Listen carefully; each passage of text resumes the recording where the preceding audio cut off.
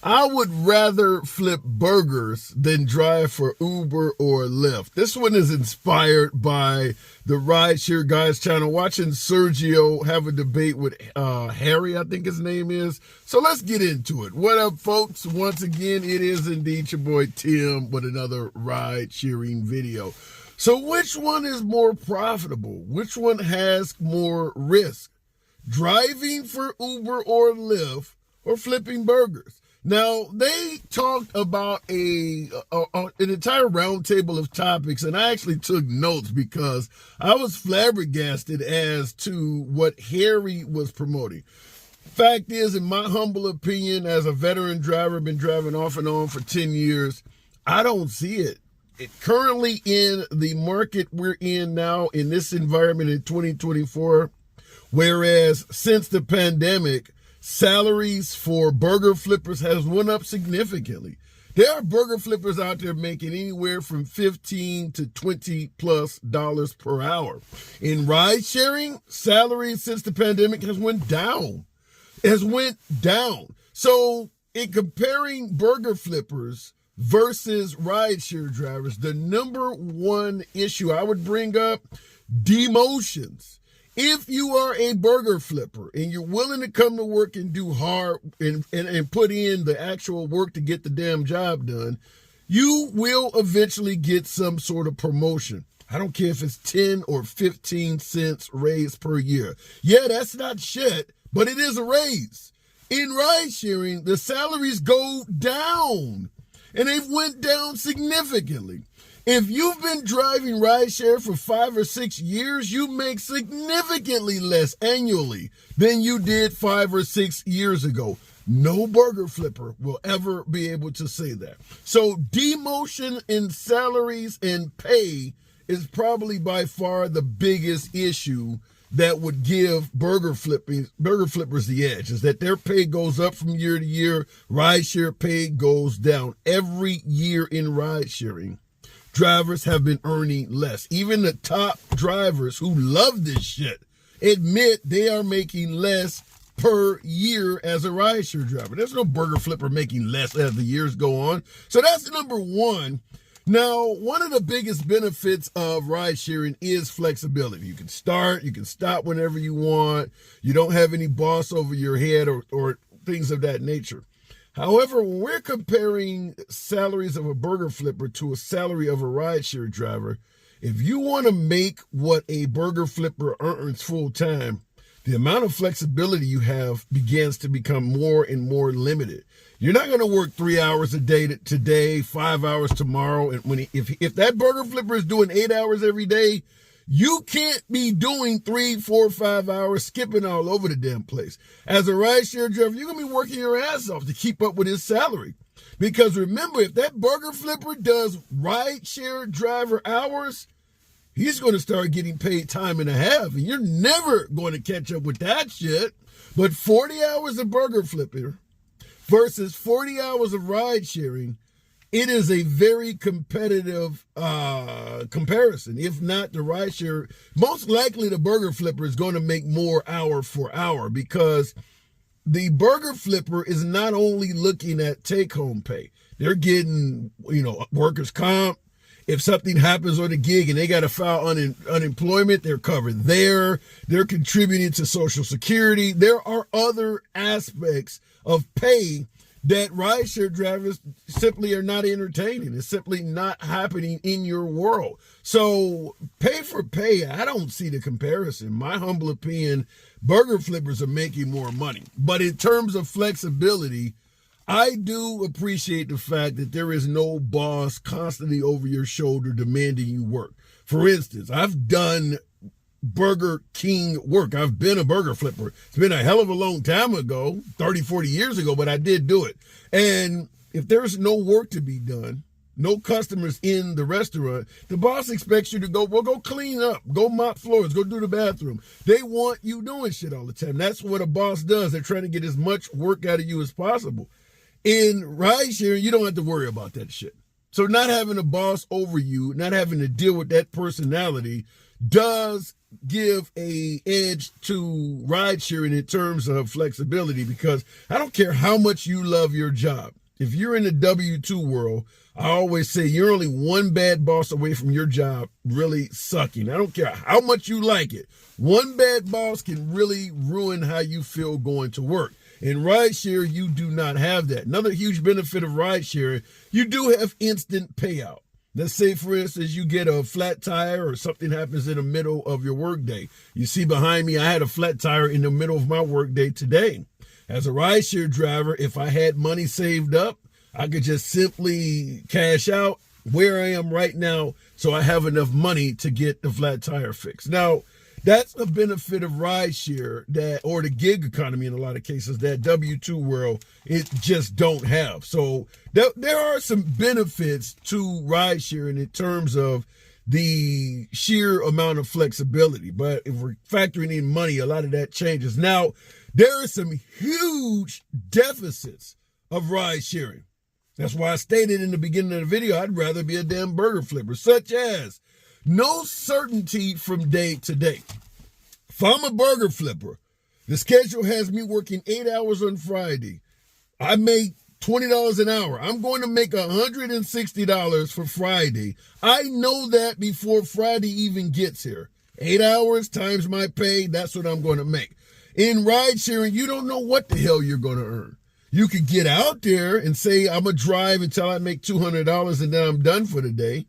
You may not make $200 no matter how long you're out there. You just don't know what's going to happen from day to day. With flexibility comes uncertainty. By the time you make $200, you may have driven 15 hours, whereas in a burger flipping world, he's made 100 and whatever the case may be in only 8. So the uncertainty certainly takes away from rideshare driving. The next one is expenses. To drive to work in your vehicle, ride a bike to work, whatever the case may be, your job is 5-10 miles away from where you live. You put very little wear and tear on your vehicle in comparison to what a rideshare driver does. A rideshare driver can, mileage-wise, what's on the odometer, destroy an entire damn car in the span of a year or two. That's never going to happen for a burger flipper. It's never going to happen. The entire time you're working as a burger flipper, your car is parked in the yard, parked in the parking lot somewhere, not accruing any depreciation at all.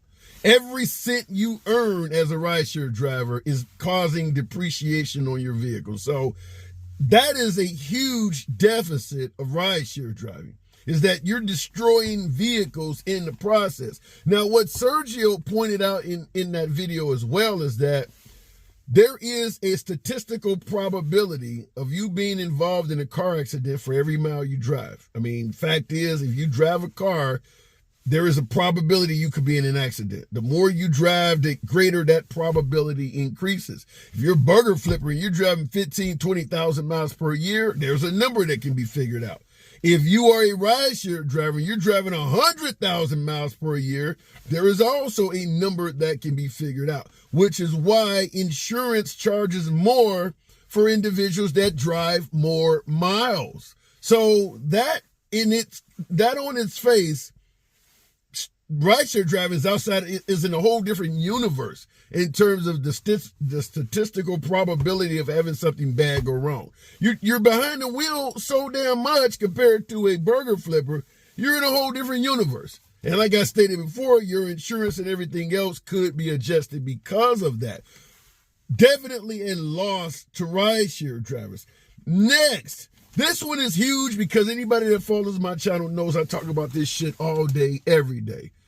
Dangers in terms of folks getting in your vehicle and you being a victim of a violent felony. Now, in Sergio and Harry's debate, they chalked it up to societal problems. You know, there's crime in society no, that's not a societal problem. You don't go work at McDonald's and get fucking carjacked in the process. Burger King workers rarely get raped at the damn job. This is something that is unique to rideshare driving, or better yet, at the very least, far greater to happen as a driver than you would ever dream of this happening as a burger flipper. This just doesn't happen. How many burger flippers go to work and somebody comes in there and takes their damn wallet? If anything, they'll come in and rob the store, maybe force you to open up the cash register and take what they don't give a damn about your wallet. As a rideshare driver, people steal your damn phone from you. I've covered dozens of stories of drivers having their cell phone stolen. That doesn't happen to a burger flipper. You don't lose personal property. You're not at risk of losing personal property by going to work at McDonald's somewhere. Nobody gets their car stolen from somebody with an arm, with a firearm or something like that while they're at Wendy's working. That just does not happen. There's a possibility while your car is parked and you're inside, somebody may take your car. But in terms of having it stolen from you at gunpoint, while you're working at Wendy's, you have almost a zero chance of that happening. Somebody going to come in the store while you're behind a register, put a gun in give me your car keys. That almost never happens. In rideshare, it happens almost every day. The amount of stories I cover featuring drivers being carjacked is almost a daily occurrence. It's not even in the same universe in terms of the types of crime and felonies you can face as a rideshare driver. I think Sergio countered by stating they have a Forbes article from last year suggesting that ride sharing is one of the 5th most dangerous professions in the damn country. He stated it's above police and firefighters. I don't know if that's true. I have not seen the article, but I'm telling you something. I cover a lot of drivers that are victims of violent felonies. A lot. Burger flippers, societal problems, that sounds like the biggest crock of shit I've heard in the entire debate between those two. But in continuing on, I mentioned earlier a huge benefit to anyone in the W-2 world compared to a gig worker is you do have some inherent benefits. Not always, but some burger flipping jobs come with some type of health care. You're going to all have protections. If you're unemployed, you can file for unemployment that we do not often have depending on the state. You got contributions to Social Security. So at the end of your working life, you will have more money you can claim in terms of monthly pay than you will as a rideshare driver. All of that is a benefit to a burger flipper. They do have 401k in the burger flipping world. You're not getting paid enough necessarily for that, but that option does exist in burger flipping, whereas in ride sharing, not so much. And last but not least, I often point this out. You do have some form of corporate support when you're a burger flipper. Something happens, you need to contact the company, whatever the case may be. As a rideshare driver, you have virtually zero corporate support. If somebody robs or carjacks you, how many stories have I covered for anybody that watched the channel? You can barely get them to respond at all. Somebody come into your Wendy's or your KFC and robs you, the corporate, you dial a number, they're going to be on that shit. They're going to follow through, figure out what happened. If further security measures need to be made, all of that kicks in at a Wendy's or a McDonald's or any major franchise. They don't want the reputation that working at Wendy's is dangerous. They're going to kick in and do things. Nobody gives a damn if a rideshare driver goes down. I've covered numerous stories like that. When something happens to a rideshare driver, even the media can barely get in contact with Lyft or Uber. They don't give a damn about drivers. I think that is obvious, up to and including even Derek Costashawi, the CEO, coming out and admitting it recently in an article that we, for the most part, just simply didn't pay attention to our drivers. And I think most drivers realize you're still in that predicament today. But I just wanted to come to you folks and ask you, do you see burger flipping versus rideshare driving? If you could make the same pay after expenses, this is the question that was presented to Sergio in their video. Let's say you could make $20 an hour after whatever expenses you have as a burger flipper. Maybe you buy a bus pass to get to work, the few bucks in gas you use per day, whatever you got to put in expenses for to have a car to drive to and from your Wendy's job. So $20 an hour after expenses for a burger flipper versus $20 an hour bring home after expenses for a rideshare driver. Which one would you prefer? Which one do you think would be better for you? Now, one big benefit of ride sharing, I'm going to be first to admit that myself. I like sitting on my ass all day. So I will admit, as a rideshare driver, you're not standing up in front of a hot-ass grill flipping fries or something like that as a burger flipper. But remember, we're using burger flipper for an example. I've done security work, guarding an entrance where you just sit in a chair all day reading a fucking book. So there's plenty of minimum wage jobs that don't require you to stand up. You just have to know where to find them. I've had a host of them. Plenty of jobs where you can sit down all day, secretary in front of a desk, a doorman, letting people up into a building. I mean, there's all kinds of jobs you can have that pay you minimum wage or more where you never have to stand up. So $20 an hour in a menial entry-level gig after expenses, you're bringing home $20 an hour, or ushering passengers around from point A to point B and making $20 an hour after expenses. Which one would you prefer? I'm pretty clear on my point. If I can make the $20 an hour, preferably sitting on my ass. I'm an older guy. I don't want to be standing in front of a fucking grill. But if I can make it sitting, I'm going to go with the other gigs all day over ride sharing. For all of the facts, all of the points I stated here, my personal safety, the fact that I know every year I'm going to likely get some form of a raise. Worst case scenario, a W-2 job, they're going to tell you you don't get a raise this year. You don't get demotions in pay at a W-2 job. That's happened just about every year I've been in rideshare. Just about every year. Started out with $2.20 a mile in my market. We're now getting paid 70-something cents. So every year, which is why I rarely drive now. I have my own day job. But I'm going to choose the burger flipper, the entry-level gig over ride sharing. For the simple fact is, I know my pay is going to be there. I can count on it with certainty. And I'm far, far less likely to be the victim of a violent felony. What say you? Feel free to smash that like button. You know how we do. Subscribe. See you in the next video.